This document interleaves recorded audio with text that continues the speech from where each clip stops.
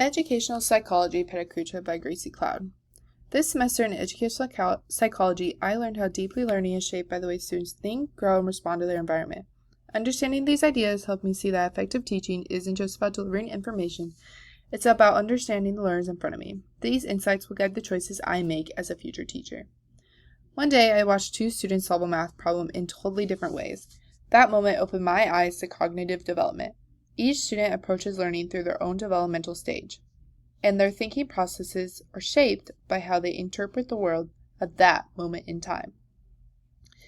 Realizing this changed my thinking. I learned that when students struggle, it doesn't mean they are off task. It often means they're thinking differently.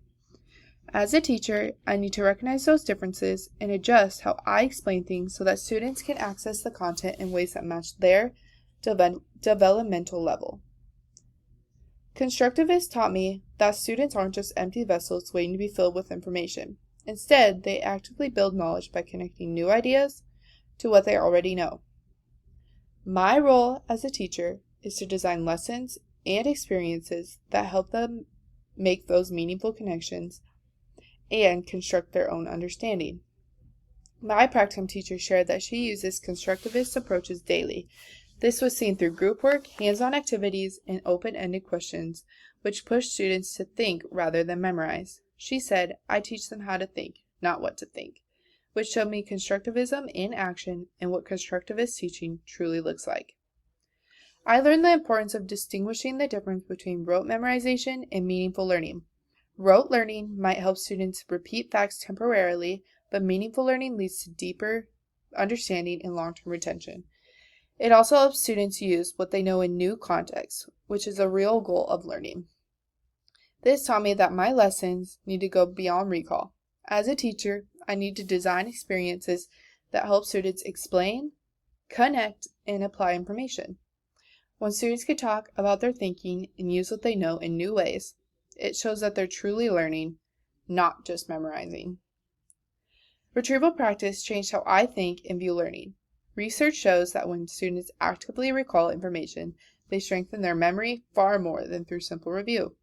It's not about testing, it's about helping students build stronger, more accessible pathways to what they've learned in the classroom. My practicum teacher uses retrieval practice daily through exit tickets, quick quizzes, and turn talks. She explained that it isn't about memorization. It's about deepening understanding and strengthening long-term retention. Seeing how easily it fit into her routine helped me understand its real power in the classroom. Understanding long-term memory showed me that learning isn't instant.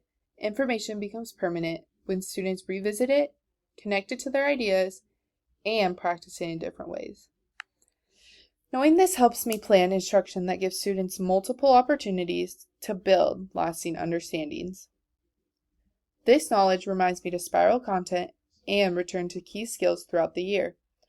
Students shouldn't learn something once and then move on forever. They need repeated exposure and practice and opportunities to build on previous learning so that concepts truly stick over time.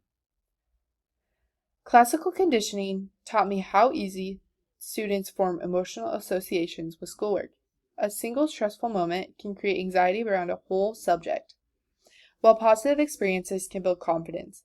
As a teacher, I need to create an environment where students feel safe, supported, and willing to take risks. My practicum teacher explained that some students come with negative associations, especially in math and reading. She addresses this by celebrating little progress, offering encouragement, and creating low-pressure opportunities to respond. Watching her made me understand just how emotional learning can be for some students. Moral development showed me that students' sense of fairness, empathy, and responsibility grows over time. Young learners often lack the understanding of how to navigate conflict or consider others' perspectives. Recognizing this helps me support students as they build these important social and emotional skills. Understanding moral development helps me create a classroom where students feel respected and accountable. I can use restorative language, model empathy, and guide students through conflicts in developmentally appropriate ways. This helps build a positive classroom culture where students feel safe and heard every day. Kohlberger's stages of moral reasoning help me understand how students reason about right and wrong. Their reasoning evolves from following the rules to seeking fairness to understanding broader principles of justice. Knowing these stages can help me tailor discussions and expectations in my classroom to where students are developmentally. With this understanding, I can guide students toward more advanced moral reasoning. Instead of focusing only on obedience, I can encourage them to explain their thinking, consider others' perspectives, and reflect on why their choices matter.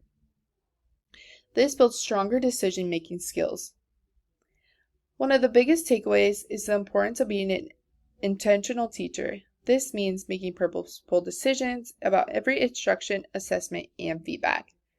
Every strategy should serve a clear purpose and support student learning, not just fill time or follow a trend.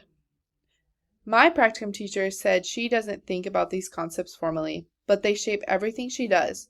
Her scaffolds, visuals, chunk direction, and step-by-step support all reflect intentional decision-making. Hearing this helped me understand what it looks like to teach with a purpose. Ed Psych taught me that effective teaching is grounded in understanding students, which includes their minds, emotions, and development.